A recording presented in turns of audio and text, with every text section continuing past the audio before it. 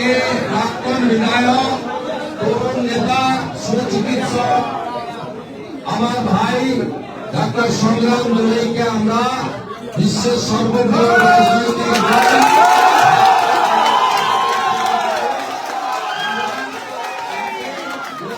দল তারা পতাকা ধরবেন। আমি বিরোধী দলনেতা হিসেবে তাকে প্রথমে উত্তরীয় দিয়ে আমি আমাদের পরিবারে স্বাগত জানাই।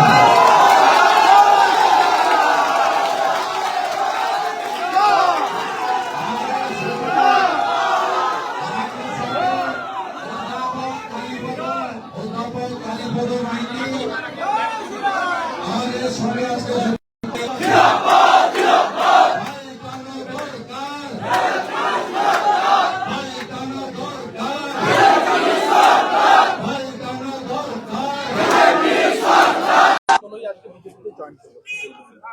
স্বাগত জানালাম। তৃণমূলে তো কিছু ভালো লোকজন ছিল, খুঁচাতে গেছিলেন কেন? সাফ করে দেবো, বিরাট লম্বা তালিকা আছে আমার কাছে। ওদের বুথে বসার লোক পাবে না, পঞ্চায়েত সমিতি রাখতে পারবে, এই পঞ্চায়েত সমিতি রাখতে পারবে। আমার কাছে মেজরিটি আছে, যেদিন চাইবো পরের দিন উল্টে দেবো। উত্তম সিংকে অ্যারেস্ট করেছে আপনি এই ভয় দেখানোর জন্য। ওর বিরুদ্ধে একটা অভিযোগ আছে, একটা ভিডিও হয়েছে, দেখুন। আমরা এগুলো সে কেন করেছে, কি করেছে তার ব্যাখ্যা আলাদা, কিন্তু তাকে নোটিশ দেওয়া উচিত ছিল, তাকে নোটিশ দিয়ে ডাকা উচিত ছিল। 307-এর মামলাই নয় তো। ভয় দেখানোর জন্য করছে, এতে লাভ হবে নাকি? উত্তম তো আগেও জেল খেটেছে, উত্তমকে ভয় দেখিয়ে লাভ নেই। লোকসভা নির্বাচনের সময় উত্তম সিং এবং গৌতম গুরুর বাড়ি ঘিরে রেখেছিল পুলিশকে, অভিজিৎ গাঙ্গুলি এসেছিলেন ওনার বাড়িতে ভোটের দিন। এগুলো করে কোনো লাভ হবে না। অসভ্যতার মতো একটা নেতাকে তার বাড়িতে দুপুরে খেতে বসছে, পুলিশ দিয়ে ভাতের থালায় লাথি মেরে এনেছে। সে একটা জেলা পরিষদ মেম্বার এবং এগুলো করে ভয় দেখাতে চাইছে। ভয় দেখিয়ে লাভটা কি? দাদা, মমতা বন্দ্যোপাধ্যায় বলছেন, জ্ঞানেশ কুমারের উদ্দেশ্য বলছেন যে ভাবছেন ওই চেয়ারটা পার্মানেন্ট চেয়ার, তাই তিনি কাউকে করছেন না। মুখ্যমন্ত্রী ভাবছেন ওর চেয়ারটা পার্মানেন্ট নেই। উনি তো 30 এপ্রিলের পরে মুখ্যমন্ত্রী থাকবেন না। উনি তো 30 এপ্রিলের পরে মুখ্যমন্ত্রী থাকবেন না। ভাইলেন্স ছাড়া ভোট হয়েছে, বাংলাদেশে ভাইলেন্স ছাড়া ভোট হয়েছে এমনটা বলছেন মমতা বন্দ্যোপাধ্যায় বলছেন। উনি এখান থেকে নাম কাটিয়ে ওখানে চলে যান। যা পিসি তুই চলে যা, বাংলাদেশে চলে যা, ওখানেই মান। তাহলে জেনে রাখবেন আমি 440 নির্বাচন কমিশনকে উদ্দেশ্য করব। ভয় দেখাচ্ছেন, কোনো লাভ হবে না। যত ভয় দেখাচ্ছে তত ইলেকশন কমিশন টাইট করছে। যত ভয় দেখাচ্ছে 440 ভোল্টেজ, তো ভয় দেখানো কথাবার্তা। উনি 27 ফেব্রুয়ারি 2025 থেকে ভয় দেখাচ্ছেন, কোনো লাভ হবে না, এতে কোনো লাভ হবে না। ইলেকশন কমিশন ঠিক রাস্তায় আছে, অ্যাকশন নিচ্ছে, সাসপেন্ড করছে, এফআইআর করছে, যা যা করার ইলেকশন কমিশন করছে। আর ইজাবতাব নেই, কেউ বাঁচাতে পারবে না তৃণমূলকে। অবশেষে এফআইআর করলো রাজ্য কমিশনের, বাধ্য। 324 থেকে 26, 324 থেকে 329 সংবিধান পরিষ্কার ভাবে বলে দিয়েছে election commission is supreme. Supreme court বলে দিয়েছে জেনুইন লোকের নাম বাদ গেলে আসুন দেখে দেবো, যাতে লোক হ্যারাস না হয়, এসআইআর হাত দেবো না। আপনি পরে বুঝেছেন, আপনি যে সুপ্রিম কোর্টে গেছিলেন কালো চাদর গায়ে দিয়ে, কি লাভ হয়েছে আপনার? কেন গেছিলেন? সব ভয় টয় দেখিয়ে লাভ নেই, যেতে আপনাকে হবে। সবে তো 58+11 69 ফাইনাল ভোটার লিস্ট দেখার পরে উনি বলবেন আমি ভোটে লড়বো না। আপনার দম থাকলে ভবানীপুরে লড়ুন। আপনি যদি হারাতে না পেরেছে, আমার নাম শুভেন্দু।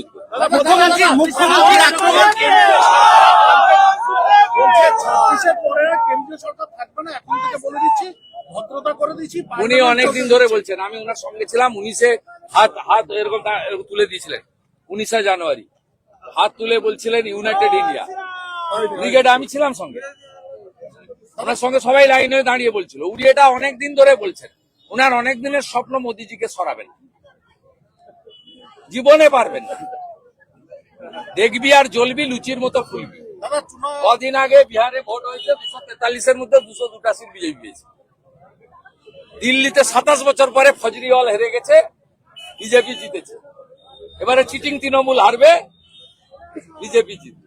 বিজেপিকে আক্রমণ করে তিনি বলছেন যে মুখ্যমন্ত্রী একটা বিজেপি পার্টির কথা শুনে বাংলাকে ধ্বংস করতে চাই আইন মেনে সংবিধান মেনে কাজ করছে, ওনার অসুবিধা হচ্ছে। আরিজ আফতাবকে দিয়ে উনি যা যা করেছিলেন ওনার অসুবিধা হচ্ছে। दादा चुनाव आयोग ने 7 यारों के सस्पेंड किया है। चुनाव आयोग ने सस्पेंड भी करना चाहिए, एफआईआर भी करना चाहिए। पश्चिम बंगाल में चुनाव आयोग का हर जो डायरेक्शन एडवाइजरी भेजा था, एक भी अमल नहीं किया सरकार। सीधा चीफ मिनिस्टर ने खुद अपने पैड में, चीफ मिनिस्टर का पैड यूज नहीं कर सकते, पार्टी का पैड यूज कर सकता है। चीफ मिनिस्टर का पैड यूज किया, एक कोई प्रदेश में नहीं हुआ। इसलिए इलेक्शन कमीशन को और भी शिकंजा कसना चाहिए और ये जो अनकॉन्स्टिट्यूशनल काम कर रहा है इसको खिलाफ एक्शन लेना चाहिए। दादा बंगाल में कांग्रेस और सीपीएम का कोई जोड़ नहीं, गठबंधन नहीं हो रहा वो है। पार्टी नहीं है, साफ हो गया है। सीपीएम का एक ही काम हिंदू वोट को काटना और टीएमसी को जिताना। कोई हिंदू इस बार सीपीएम को वोट देने वाला नहीं है, लेकिन मुसलमान लोग हुमायूं को और नौशाद को वोट देने वाला है। दादा आज बांग्लादेश कोई हिंदू, इस बार हिंदू जाग गया है पूरा बंगाल में। हिंदू हिंदुत्व के ऊपर इस बार वोट करेगा। हमारी जो आंकड़ा है 1951 का सेंसस में 85% हिंदू था, अब हमारी 65% से अंदर आ गया। वोटिंग करेगा और सब वोट कमल के निशान पर ही पड़ेगा। दादा आज बांग्लादेश में तारेक रहमान शपथ ले रहा है। आज तारेक रहमान बांग्लादेश में शपथ ले ठीक है, अच्छा है। जमात तो नहीं लिया, बाकी क्या करेगा तो उनका। इधर भी एक एमएलए टीएमसी का उन्होंने आज भाजपा ज्वाइन किया।